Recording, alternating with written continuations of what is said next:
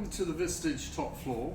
I'm with a Vistage member, Joe Osawaye, who is a wonderful gentleman, entrepreneur of a lifestyle business. Joe, welcome to the top floor. Thank you very much, Simon. I'm so delighted to be here. And look, here we are in Kizza Bespoke. Tell us about Kizza Bespoke. All right, as you introduced me, I run a lifestyle company that has 3 verticals. We have a Pan-African restaurant that we've been running for the past 12 years, the only one in the region. We have a real estate brokerage firm where we sell what I call trophy houses, trophy apartments and all that. And then we have this third one, which is the Bespoke Atelier, where we bring your fashion fantasy to life. So it's a tailoring outfit where we make bespoke clothes for our customers. Okay, so look, just take us through your story. First of all, where are you from? Oh, my story is a long story. You got time? Right, I'm Nigerian. Right. Yes, I moved to the UAE 12 years ago. Mm-hmm. I visited here first in 2005, fell in love with the place, was coming to Dubai twice every year till I finally moved to Dubai. Right. Yeah. I say I'm a serial entrepreneur because I do other things back home, from telecoms, managed services and telecoms, to subsea work, ROVs and all that. Okay.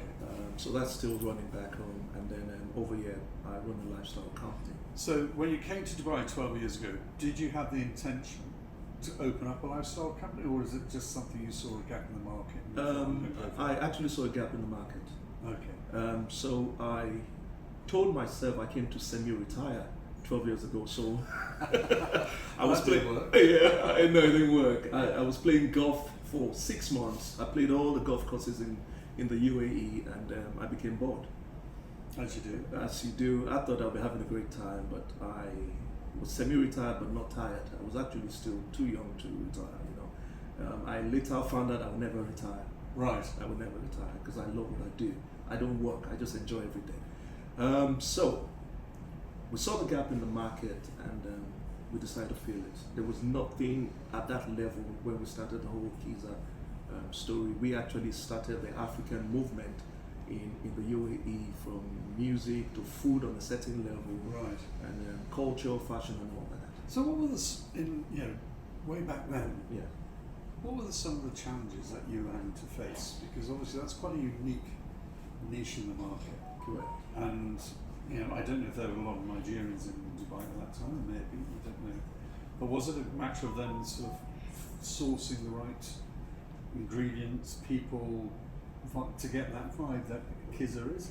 How did you go about it? As I said, we found a gap in the market.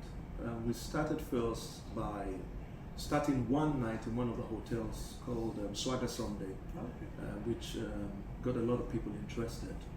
Then we decided to do something for us by us. That's how Kizza started. First at Utmeta, and we were there for 2 years before we moved to the DIFC. Challenges, we're still having the same kind of challenges till now, because a lot of people do not know what African cuisine is. Right. 54 African countries, 1.2 billion people, we're still trying to tell the story. It's a big story to tell. It's a very big story It's a to big tell. story to tell. Yeah. So, looking at your organisation, you obviously head it up. Yeah. Tell me about some of the leadership challenges you experience on a day-to-day basis that you address. The biggest part is to be able to transfer the big vision I have in my head, my mind, to the rest of my team.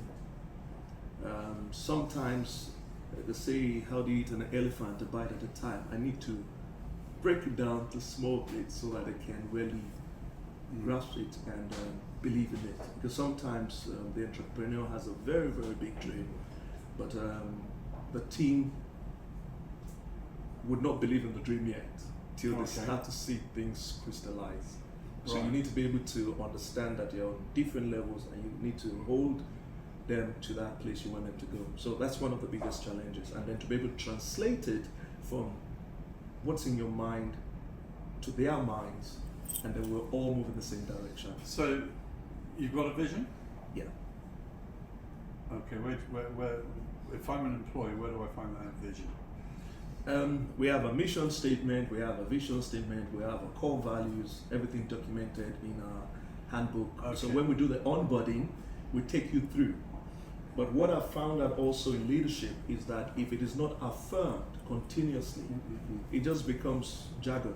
It's just a statement in a book or statement on the wall. You need to continually remind the team where we're going and how we're going to get there. And look, I remember in one of our vistage discussions, Yes. I said, the standard you walk past is the standard you set.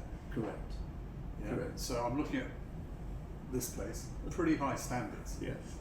And I would say anybody who's looking for a tailored suit or jacket or shirt, you should come here, because I've used the shop and it's just a wonderful service. Yeah. Don't say you've used it. Say you've also introduced your son. Oh, well, I've also introduced my son, yes, I've done that as well. And he's very happy with it as well. Fantastic. But, let's just talk about Vistage a moment and how it's helping you tackle that issue. Right. The biggest part for Vistage for me is the crop of the minds in the group.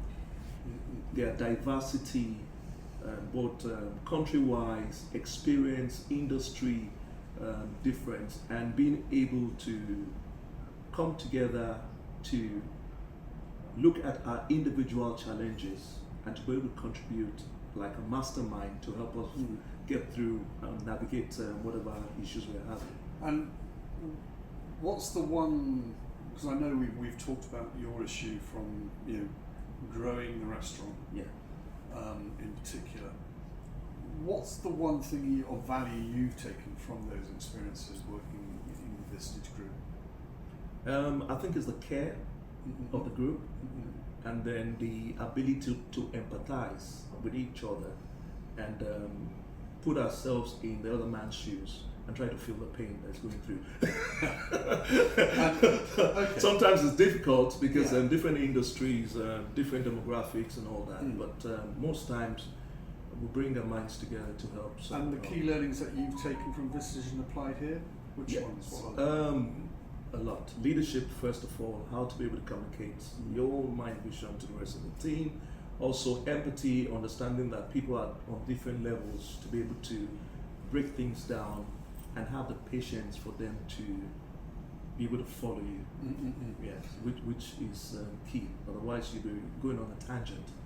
So, looking to the future then, Yes, Kizza, correct.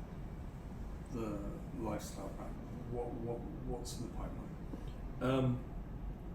Restaurant first. We want to be able to put Kizza restaurant in most major cities in the different continents. Okay. Yes. We look at other brands that have done it. We don't know of any African or Pan-African brand that has done it. We want to see if we can cross that barrier and plant the vibrancy, authenticity, diversity of what Kizza represents for the African continent globally. And have you got a timeline for that? We're looking between the next 5 to 10 years. 5 to 10 years. So we can still see Joe here in 10 years' time? Yes, if I'm not globetrotting. Not globetrotting, but this is going to be your home with your family, which we're all based here as Correct. well. Right? Correct. Well, Joe, lovely to have that chat. I know you're incredibly busy, and I know you've got to zoom off to other meetings, so I'm delighted to be able to take 15, 20 minutes of your time. Thank you very much. It's a real interesting story that you've got, and the fact that you've got, such a diversity of businesses makes it all the more special. Thank And you yourself and your style and your eloquence around leading the team, I enjoy watching it. Enjoy you being part of Vistage. Long may that last, and good luck for the future.